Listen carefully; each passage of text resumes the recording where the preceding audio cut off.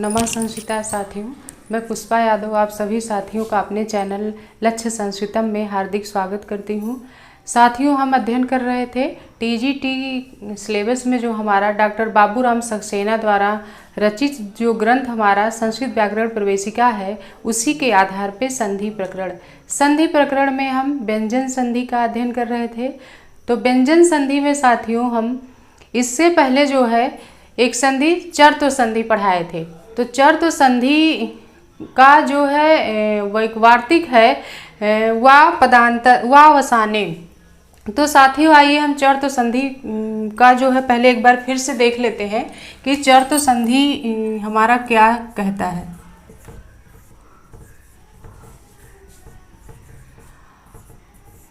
चर्त संधि में हम एक सूत्र पढ़ाए थे,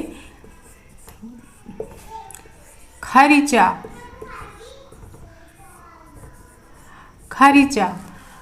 खरिचा जो हमारा सूत्र है वो कहता है कि झल प्रत्याहार के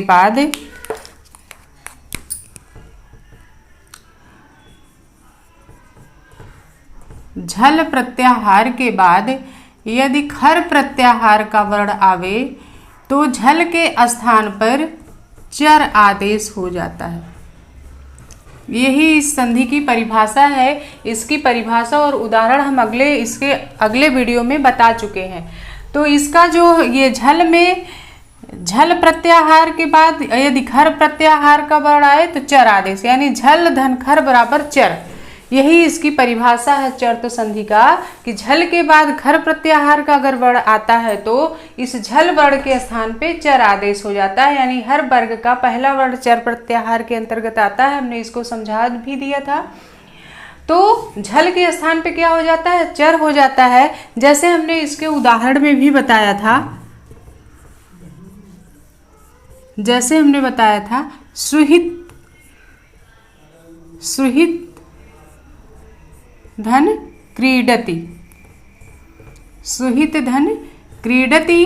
एक उदाहरण तो ये था, सुहिद का जो दा है झल का है, ये झल प्रत्याहार का वर्ण है, और का जो है ये हमारा खर के अंतर्गत आता है। तो ये सूत्र कह रहा है झल का अगर झल प्रत्याहार का कोई भी वर्ण आए उसके बाद खर प्रत्याहार का वर्ण आए तो इस झल वर्ण के स्थान पर चर आदेश हो जाता है, यानी इसी वर्ग का प्रथम वर्ण। तो ता वर्ग का तृतीय वर्ण है, तो ता वर्ग का पहला वर्ण ता है। जब हमारा ये ता हो जाएगा दा, तो ये हमारा शब्द क्या बन जाएगा? सुहृत धन क्रीडति। सुहृत धन क्रीडति बराबर हमारा शब्द बन गया ये सुहृत क्रीडति। सुहित क्रीडति। और दूसरा उदाहरण हम बताए थे उत्क्रीड़ा। दूसरा उदाहरण हमारा था उत्क्रीड़ा, उद्धन क्रीड़ा। उद्धन क्रीड़ा में भी साथियों ये जो दा है हमारा झल प्रत्याहार के अंतर्गत आता है, क्योंकि झल में हर वर्ग का पहला वर्ण आता है, दूसरा आता है, तीसरा आता है और चौथा वर्ण आता है। तो ये ता वर्ग का तीसरा वर्ण है जो झल के अंतर्गत आ जाएगा।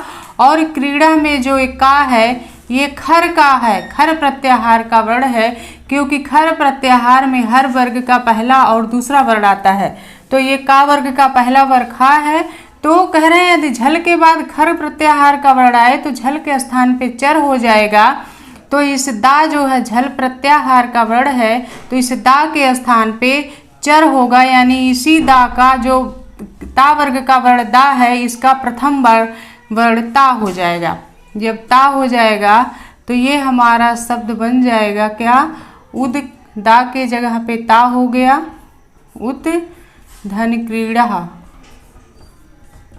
उत्धन क्रीड़ा बराबर उत्क्रीड़ा शब्द हमारा बन गया।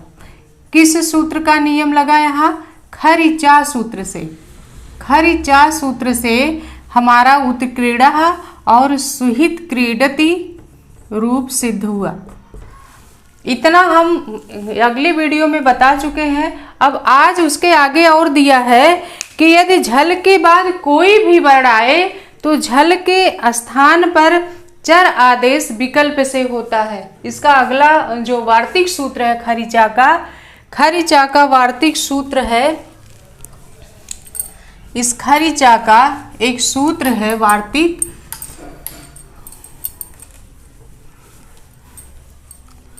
इस खरीचा का एक वार्तिक सूत्र है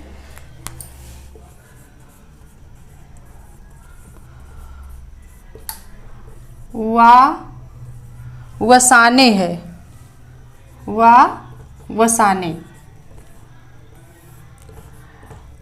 वसाने ये खरीचा का वार्तिक है। वसाने कहता है यदि झल प्रत्याहार के बाद, यदि झल प्रत्याहार के बाद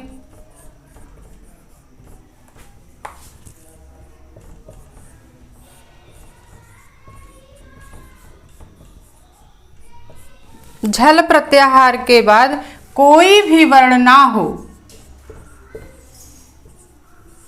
कोई भी वर्ण ना हो तो झल के स्थान पर चर आदेश विकल्प से होता है। तो झल के स्थान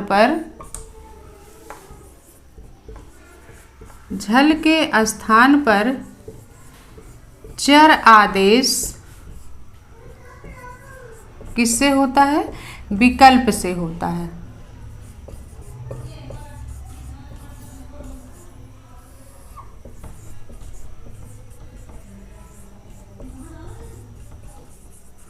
इसी खरीचा सूत्र में एक वार्तिक सूत्र है, वार्तिककार कात्यायन ने दिया है वावसाने सूत्र कहता है यदि झल प्रत्याहार के बाद कोई भी वर्ण ना हो तो झल के स्थान पर चर आदेश हो जाता है। कैसे हो जाता है? कोई भी वर्ण ना हो का मतलब जैसे खरीचा सूत्र हमारा कहता था कि झल प्रत्याहार के बाद अगर खर प्रत्याहार का कोई भी वर्ण आता है तो इस झल वर्ण के स्थान पर चर प्रत्याहार का वर्ण हो जाता है। लेकिन वार्तिककार कात्यायन ने एक वार्तिक दिया वावसाने, ये सूत्र कहता है यदि झल प्रत्याहार के बाद कोई भी वर्ण ना हो, यानी कोई भी खर प्रत्याहार का कोई वर्ण ना हो तो क्या होगा? तो कह रहे हैं तो झल के स्थान पे चर आदेश होता है, लेकिन कैसे होता है? विकल्प से होता है। जैसे इसका उदाहरण है, जैसे इसके अंतर्गत उदाहरण दिया है वाक वाग। एक वाक है और दूसरा वाग है, और दिया है रामात रामाद। अब इसमें कह रहा है यदि वाक झल प्रत्याहार के बाद कोई वर्ण ना हो तो वाक में ये जो का है, इसका ये का हमारा किस प्रत्याहार में आ जाता है? झल के अंतर्गत आता है, झल प्रत्याहार के अंतर्गत आता है। लेकिन कह रहा है यदि झल प्रत्याहार के बाद कोई भी वर्ण ना हो तो वाक पद के अंत में जो का है या झल का है, लेकिन उसके बाद कोई वर्ण नहीं है, इस का के बाद कोई वर्ण नहीं है, तो इस झल के स्थान पर चर आदेश कैसे होगा? विकल्प से होगा। तो ये का के बाद कोई वर्ण नहीं है तो वाक का क्या रहेगा? वाक ही होगा। एक रूप तो ये बन गया, और एक रूप ए और बनेगा। इस वाक के बाद कह रहे हैं विकल्प से होता है, तो इस का जो है चर आदेश जब हो जाएगा, वाग शब्द जो ये वाग दिया है, इस वाग का जब हम चर आदेश करेंगे तो क्या बन जाएगा? यानी गा का वर्ग का तीसरा वर्ण है जो झल प्रत्याहार के अंतर्गत आता है और इसके बाद कोई वर्ण नहीं है, तो वसाने सूत्र से, इस वसाने सूत्र से हमारा क्या हो जाएगा? इस गा का हो जाएगा चर आदेश। चर प्रत्याहार में हर वर्ग का पहला वर्ण आता है, हर वर्ग का पहला वर्ण चर के अंतर्गत आता है। गा हमारा का वर्ग का तीसरा वर्ण है, और का वर्ग का जब चर आदेश होगा तो गा का का हो जाएगा, तो ये हमारा बन जाएगा क्या, वाक बन जाएगा, और वाग का वाग ही रह जाएगा। वाग का क्या हो जाएगा, वाग ही रह जाएगा। जब चर प्रत्याहार का वर्ण यहाँ नहीं होगा तो वाग का वाग ही रह जाएगा। किस सूत्र से, वावसाने सूत्र से। तो ये हमारा क्या शब्द बना, एक वाग शब्द बना और एक वाग का चर आदेश होके वाक बन गया। तो वाक और वाग ये हो गए। इसी तरह से रामात और रामाद, रामात में भी चर आदेश हुआ है क्योंकि ये रामाद है। रामाद जो ये दा है ये झल प्रत्याहार का वर्ण है, इसके आगे कोई भी वर्ण नहीं है।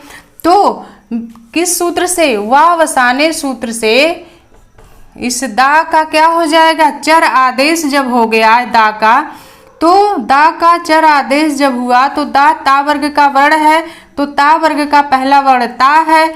तो जब ता हो जाएगा तो हमारा शब्द ये बन जाएगा रामात। क्या बन जाएगा, रामात बन जाएगा। और जब चर आदेश नहीं होगा तो रामाद ही रहेगा। क्या रहेगा, रामाद ही रहेगा। यानी वावसाने जो है चर आदेश तो करता है लेकिन विकल्प से करता है। एक बार चर प्रत्याहार का जब वर्ण होगा तो हमारा वाक शब्द बनेगा, और जब चर आदेश नहीं होगा तो वाग ही रह जाएगा। उसी तरह से रामाद और रामात में भी, रामाद में जब चर आदेश होगा वावसाने से तो रामाद शब्द बनेगा, और जब रामाद चर आदेश नहीं होगा तो रामाद ही रह जाएगा।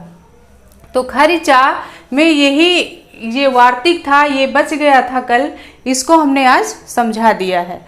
तो क्या है कि झल, खरिचा कहता है सूत्र हमारा झल प्रत्याहार के बाद यदि खर प्रत्याहार का कोई भी वर्ण आए तो झल के स्थान पे चर आदेश, जैसे हमने अभी समझाया सुहित क्रीडति और उत्कीर्णा का। फिर उसी में दिया है वावसाने, एक सूत्र दिया है। वावसाने कह रहा है यदि झल प्रत्याहार के बाद कोई वर्ण ना हो तब क्या होगा, तो वावसाने सूत्र कह रहा है, वार्तिककार कात्यायन कहते हैं कि यदि झल प्रत्याहार का कोई भी वर्ण आ गया है और उसके बाद क्या है कोई वर्ण ना हो तो उस झल के स्थान पे चर आदेश तो होगा लेकिन विकल्प से होगा। जैसे वाक और वाग, वाक में जब हमारा चर आदेश हुआ तो क्या हो गया, वाक बना, और नहीं तो वाग ही रह गया। वाग वाक और रामात रामाद, इसमें कोई नियम नहीं लगा, केवल एक में नियम लगा, वावसाने से वाक शब्द बन गया और वाग का वाग ही रह गया। उसी तरह से रामात और रामाद।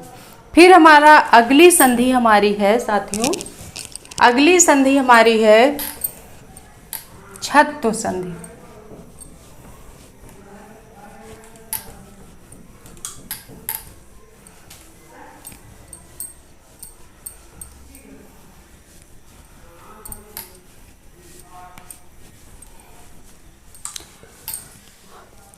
अगली संधि है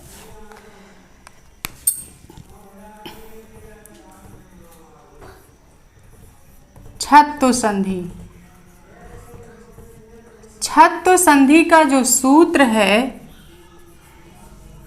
वो दिया है सशो अटी। क्या दिया है, सशो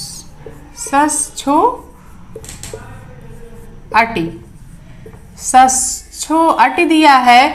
और उसी के आगे दिया है वाच्छत्तम इति वाच्यम, उसी के आगे दिया है छत्तम मिति वाच्यम। इस दोनों सूत्रों को हम समझा देते हैं। अगली संधि साथियों हमारी है छत्तो संधि, जिसका सूत्र है सच्छो अटी। सच्छो अटी सूत्र हमारा क्या कहता है, तो सच्छो अटी सूत्र कहता है पद के अंत में यदि झय प्रत्याहार का वर्ण हो। सच्छो अटी सूत्र कहता है पद के अंत में क्या हो, सच्छो अटी हमारा सूत्र कहता है कि शायद किसी ऐसे शब्द के बाद आवे जिसके अंत में झय हो। झय का मतलब अर्थात हर वर्ग का पहला वर्ण दूसरा वर्ण और चौथा वर्ण झय प्रत्याहार में आता है। ऐसा बाबूराम सक्सेना में परिभाषा लिखी है सच्छोवट की कि सा तो कौन सा सा है, तालव्य सा। तालव्य सा यदि किसी ऐसे शब्द के बाद आवे जिसके अंत में झय अर्थात वर्गों का प्रथम द्वितीय या चतुर्थ वर्ण हो और सा के बाद अट बल्कि अम तक अर्थात कोई स्वर अंतस्थ अनुनासिक व्यंजन या हा रहे तो सा के स्थान में विकल्प से छा होता है। जैसे तद धन शिवा तच्छिवा तत्शिवा और तद धन श्लोकेन तच्छ श्लोकेन और तच्छ श्लोकेन। ये बाबूराम सक्सेना में सच्छोवटी सूत्र का परिभाषा दिया है। लेकिन साथियों हम अब सच्छोवटी सूत्र को, इसी सूत्र को जो है इसकी परिभाषा को और आसान करके समझा देते हैं, जिससे आप लोगों के समझ में बड़े आसानी से आ जाएगा, तनिक भी कठिनाई नहीं होगी, कि बिल्कुल आसान सूत्र है। ये सच्छोवटी सूत्र हमारा कहता है कि पद के अंत में क्या हो, सा यदि किसी पद के क्या है बाद में आए, तो यही दे रहा है कि पद के अंत में क्या हो, पद के अंत में झय प्रत्याहार क्या हो, झय प्रत्याहार। झय प्रत्याहार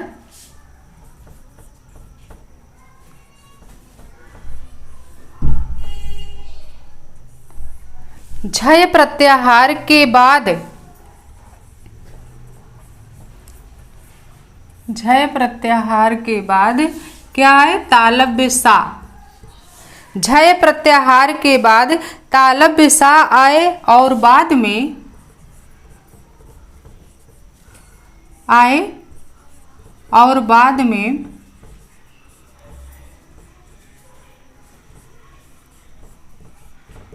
अट या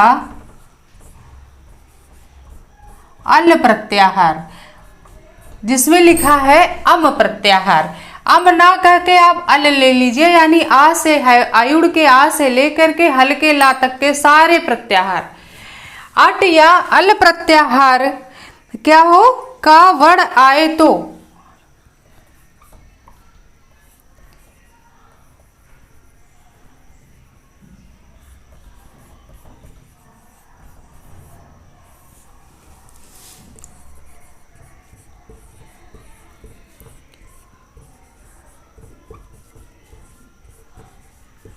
तो तालव्य सा के स्थान पर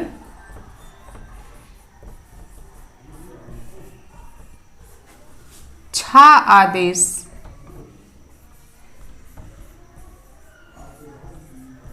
छा आदेश विकल्प से हो जाता है।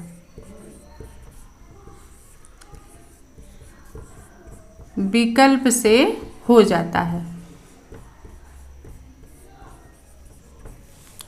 क्या हो जाता है, विकल्प से छा हो जाता है, यह छा आदेश विकल्प से हो जाता है। यह सूत्र हमारा कौन कह रहा है, सच्छोवटी सूत्र की परिभाषा जो बाबूराम सक्सेना में दिया है, वही परिभाषा सेम हम सरल शब्दों में लिख दिए हैं। साथियों आप जब भी बैठा करिए बाबूराम सक्सेना को अपने सामने रख लिया करिए, एक कॉपी और पेन जरूर लेके बैठिए और अपना नोट्स अपने हिसाब से बनाइए। जैसे हम पढ़ाते हैं उसको समझिए और अपने हिसाब से नोट्स को तैयार करते जाइए। और जैसे हम पढ़ा रहे हैं अगर आप ऐसे ही नोट्स बना के उदाहरण सहित लिख लेते हैं और बार बार उसका रिवीजन करते हैं तो हम गारंटी के साथ कह रहे हैं सारी संधियाँ बड़े आसान तरीके से आपके समझ में आ जाएंगी, बिल्कुल कठिन नहीं है। बड़े धैर्य के साथ आप लोग पढ़िए। तो ये जो सच्छोवटी सूत्र हमारा कहता है कि पद के अंत में झय प्रत्याहार के बाद तालव्य सा आए और बाद में अट या अल प्रत्याहार। यहाँ हमने अल प्रत्याहार लिख दिया है लेकिन सूत्र में दिया है अम प्रत्याहार। अब अल कहने से मतलब है सारे सूत्र ही आ जाते हैं, अम तक ना लेके साथियों अल तक ले लीजिए। तो अल प्रत्याहार के वर्ण का वर्ण आए तो तालव्य सा के स्थान पर छा आदेश हो जाता है। कैसे होता है, विकल्प से हो जाता है। अब इसका हम उदाहरण समझाते हैं कैसे हो जाता है। जैसे जैसे इस बाबूराम सक्सेना में जो उदाहरण दिया है साथियों, वो क्या है? वो उदाहरण हमारा है जैसे तद धन शिवा, तद धन शिवा है। अब तद धन शिवा में हम देखेंगे कि पद के अंत में झय प्रत्याहार का वर्ण है, तो जो ये तद शब्द है साथियों, ये पद का अंत पद है, और ये तद शब्द के अंत में ये जो दा है हमारा, ये किस प्रत्याहार में आ जाता है साथियों? ये झय प्रत्याहार में आ जाता है। और कह रहा है कि उसके बाद प्रत्याहार के बाद तालव्य सा आए, तो शिवा में जो ये सा है, ये कौन सा सा है? तालव्य सा है साथियों। शिवा का तालव्य सा भी आ गया, और कह रहा उसके बाद में अट या अल प्रत्याहार का वर्ण आए, तो ये सा आ गया, और उसमें जो वाह है, शिवा में वाह है, ये अट और अल प्रत्याहार में आ जाता है। किसमें आ जाता है? अट और अल प्रत्याहार का वर्ण है वाह। तो कह रहा है कि सा के स्थान पर छा आदेश हो जाता है। यदि संधि के नियम के अनुसार यहाँ नियम लग रहा है, तो इस सा का छा आदेश हो जाएगा। किस सूत्र से हो जाएगा? सच्छो अटि छत्वमिति वाच्यम सूत्र से। तो ये जो है हमारा पद, तद के अंत में जो ये दा है, झय के अंतर्गत आता है। फिर उसके बाद में कह रहा है तालव्य सा आए, तो यहाँ शिवा का जो सा है, ये तालव्य सा भी आ गया है। फिर कह रहा है और बाद में अट या अल प्रत्याहार का वर्ण आए, तो वह जो हमारा है अट प्रत्याहार में भी आएगा और अल प्रत्याहार में भी आ जाएगा। अब संधि की शर्तें यहाँ लागू हो रही है साथियों। जब संधि की शर्तें लागू हो गई, तो आगे कह रहा है तो उस तालव्य सा के स्थान पर छा आदेश हो जाता है। तो ये जो तालव्य सा है, इस तालव्य सा के स्थान पर कौन सा आदेश हो जाएगा? छा आदेश। इस तालव्य सा का क्या हो जाएगा साथियों? छा आदेश हो जाएगा।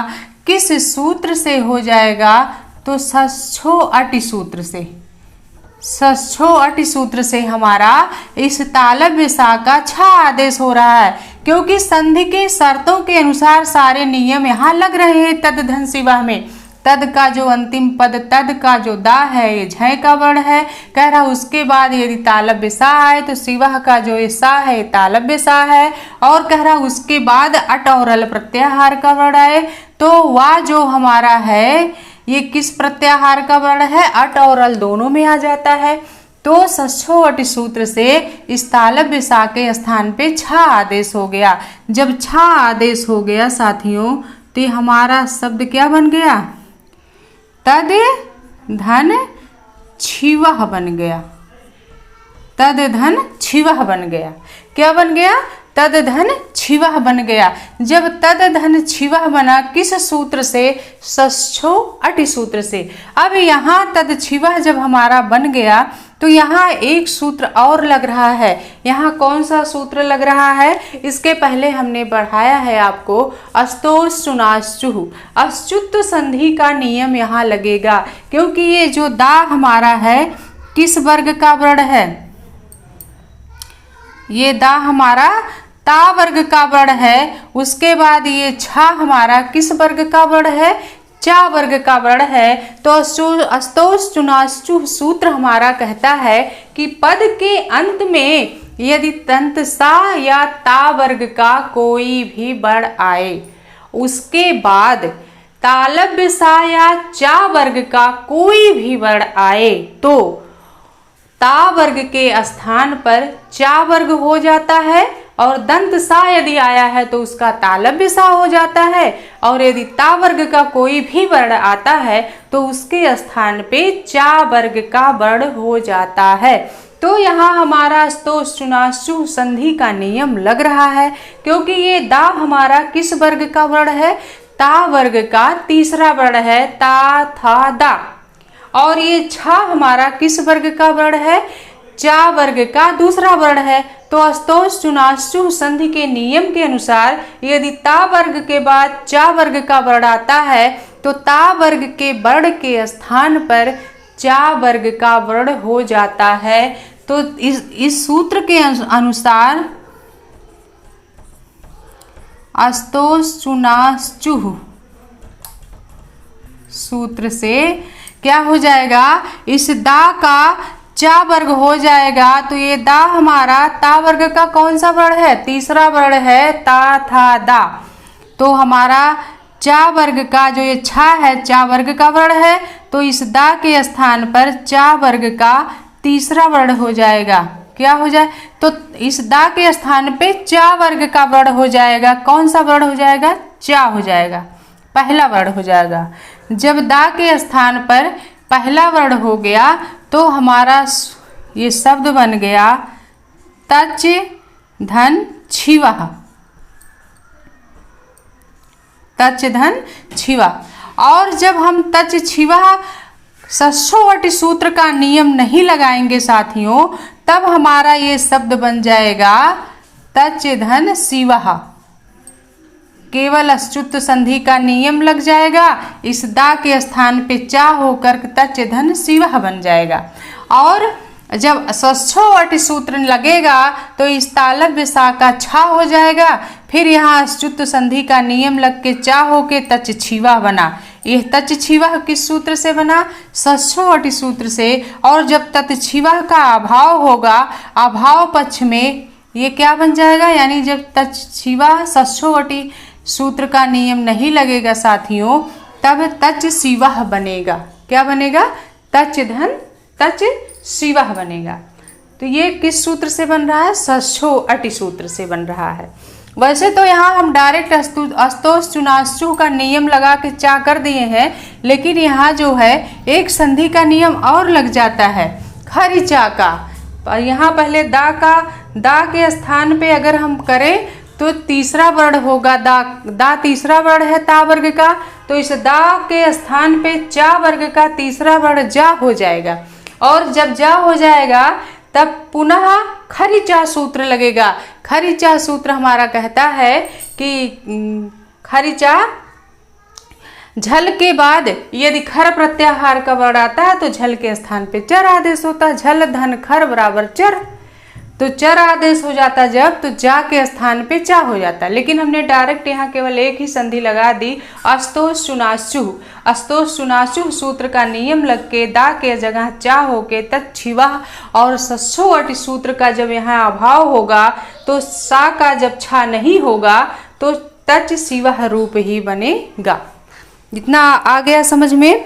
अब अगला एक और है, एक उदाहरण हमारा अगला उदाहरण है जो उसको भी बताते हैं। परिभाषा को हम मिटा देते हैं क्योंकि जगह कम है, इसके बाद हम समझाते हैं। एक उदाहरण और हम समझा देते हैं। अगला उदाहरण बाबूराम सक्सेना में दिया है हमारा तद धन श्लोकेन। क्या दिया है, तद धन श्लोकेन, तद धन श्लोकेन दिया है। अब तद में जो दा है साथियों, ये किस वर्ग क्या है, तद में जो दा है ये दा हमारा किस में आता है, ये दा हमारा झय प्रत्याहार में आ जाता है। दा किस में आता है, झय में आता है। उसके बाद कहता है कि तालव्य सा है, सस्सोवटी छत्तम इति वाच्यम सूत्र कहता है तालव्य सा है।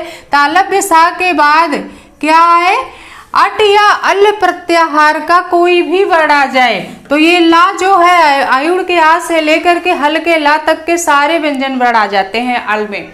तो ला अल में आ गया तो यहाँ इस सस्सोवटी सूत्र का नियम लग रहा है कि ये अल प्रत्याहार का वर्ण है। तो कह रहा है सस्सोवटी सूत्र हमारा सस्सोवटी और छत्तम मितिवाच्यम, छत्तम मितिवाच्यम से, छत्तम मितिवाच्यम सूत्र से इस सा के स्थान पर क्या हो जाएगा साथियों, हमारा छा आदेश। जब छा आदेश हो जाएगा तो ये हमारा शब्द बन जाएगा तद धन, क्या हो जाएगा, तद धन सा का छा हो गया, छलोकेन हो जाएगा।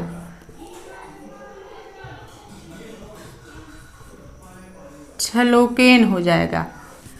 अब जब तद धन छलोकेन हो गया तो फिर यहाँ एक संधि का नियम और लगेगा। क्या लगेगा यहाँ? क्योंकि ये दा है, उसके बाद छा आया है। इस दा के, ये दा हमारा किस प्रत्याहार में आता है? झल में भी आता है।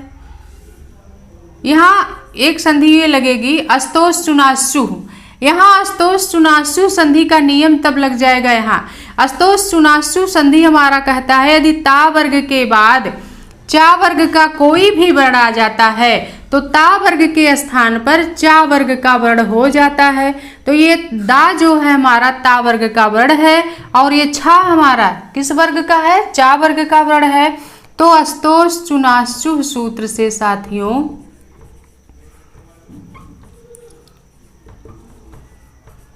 अस्तोष चुनाशु सूत्र से इस दा के स्थान पे छा वर्ग हो जाएगा। तो दा हर वर्ग, ता वर्ग का तीसरा वर्ण है तो चा वर्ग का तीसरा वर्ण हो जाएगा क्या? जा। तब ये हमारा शब्द बन जाएगा तज। तज धन छलोकेन बन जाएगा। जब तज धन छलोकेन बन गया साथियों तब हम यहाँ एक संधि और लगा देंगे। जा हमारा किस में आता है? झल प्रत्याहार में भी आता है और ये छा खर प्रत्याहार में आता है। एक संधि और लग जाएगा खरिचा। खरिचा सूत्र हमारा कहता है, खरिचा सूत्र कहता है कि झल प्रत्याहार के बाद यदि खर प्रत्याहार का वर्ण आता है तो झल के स्थान पे चर आदेश। झल के स्थान पे चर आदेश। तो जा किस वर्ग का वर्ण है? चा वर्ग का तीसरा वर्ण है। तो जिसी वर्ग का प्रथम वर्ण क्या हो जाएगा? चर हमारा हो जाएगा चा।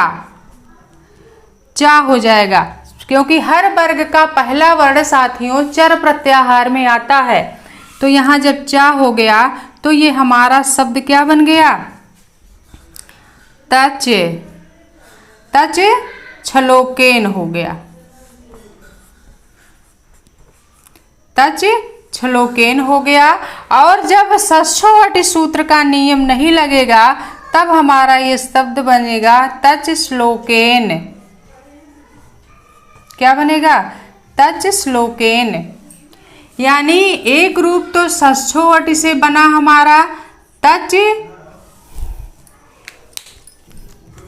षष्ठोवटी से एक सूत्र हमारा बना तच श्लोकेन।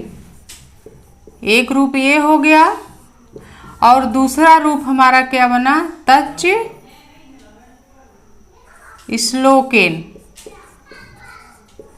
दो रूप बन गए ना, क्योंकि ये षष्ठोवटी विकल्प से कह रहा है। इसकी परिभाषा हमने लिखी थी आगे कि षष्ठोवटी सूत्र जो है क्या कर रहा है कि झल प्रत्याहार, झय प्रत्याहार के बाद यदि तालव्य सा आए और उसके बाद अट या अल प्रत्याहार का कोई भी वर्ण आए तो सा के स्थान पे छा आदेश विकल्प से होता है। जैसे सूत्र हमने समझाया तत् धन शिवा, तच्छिवा और तत्शिवा, इसके दो रूप बने। उसी तरह से तद धन श्लोकेन में श्लोकेन का जो सा है, ये तद का जो दा है झय प्रत्याहार का है, श्लोकेन का सा जो है ये क्या है? सा आया है तालव्य सा, उसके बाद ला अट या अल प्रत्याहार में आ जाता है। इसलिए षष्ठोवटी सूत्र से साथियों, षष्ठोवटी और छत्तोमितिवाच्यम सूत्र से इस सा के स्थान पे छा आदेश हो गया। जब छा आदेश हो गया तो हमारा ये शब्द बन गया तद धन छलोकेन। तद धन छलोकेन जब बना तो हम एक संधि और आएगी अस्तोष चुनाशु, क्योंकि व्यंजन संधियां जब हम व्यंजन संधि का अध्ययन करेंगे साथियों तो हर संधि अपने बाद की संधियों में जुड़ती जाती है। हर संधि का नियम दूसरी संधि में लग जाता है। इसलिए जब व्यंजन संधि में हम जो पीछे संधि पढ़ा चुके हैं उन सारी संधियों का रिवीजन करते रहना पड़ेगा आप लोगों को, तभी समझ में आएगा। फिर यहाँ अस्तोष चुनाशु सूत्र का जब नियम लगा तो इस दा के स्थान पे ता चा वर्ग का तृतीय वर्ण जा होके तज धन श्लोकेन बना। फिर एक संधि और आई खरिचा, इसके पहले जो बताए थे। खरिचा से यदि झल के बाद खर का प्रत्याहार का वर्ण आता है तो झल के स्थान पे चर आदेश हो गया। तो ये जा हमारा झल में आया है, छा खर में आया है, तो झल के स्थान पे चर आदेश यानी इसी वर्ग का प्रथम वर्ण चा हो गया। जा वर्ग का प्रथम वर्ण, जा किस वर्ग का वर्ण है? चा वर्ग का है। तो जा वर्ग का ये तृतीय वर्ण है जो झल के अंतर्गत आता है। हमने इसके पहले भी बताया है कि झल प्रत्याहार में साथियों हर वर्ग का पहला, दूसरा, तीसरा और चौथा वर्ण आ जाता है। तो ये जा तीसरा वर्ण है चा वर्ग का, तो ये झल के अंतर्गत आ गया। तो ये सूत्र खरिचा जो कह रहा है कि झल के स्थान पे चर आदेश, तो जा का प्रथम वर्ण, ये जा है चा वर्ग का प्रथम वर्ण है, तो इस जा के स्थान पे चा हो गया। तो हमारा शब्द बना तच छलोकेन। क्या बना? तच छलोकेन। छत्तोमितिवाच्यम और षष्ठोवटी दोनों सूत्रों का नियम लग के तच छलोकेन बना। लेकिन जब हम षष्ठोवटी और छत्तोमितिवाच्यम सूत्र का नियम नहीं लगाएंगे तो शब्द हमारा बन जाएगा तच श्लोकेन, यानी इस सा का सा ही रहेगा। जब सा में ही रहेगा तो तच श्लोकेन बनेगा, और जब इस सा का षष्ठोवटी और छत्तोमितिवाच्यम सूत्र से छा आदेश हो जाएगा तो तच श्लोकेन शब्द बना। तो ये रहा आज का हमारा क्लास। हमारी वीडियो कैसी लगी आप हमें कमेंट करके ज़रूर बताइए, और हम जो है इसको नहीं समझ में आया है तो आज हमें कमेंट करके ज़रूर पूछिए, हम और बेहतर पढ़ाने की कोशिश करेंगे साथियों। आज के लिए इतना ही, फिर हम आपसे अगले वीडियो में मिलेंगे। तब तक के लिए नमो नमः साथियों। नमः संस्कृता।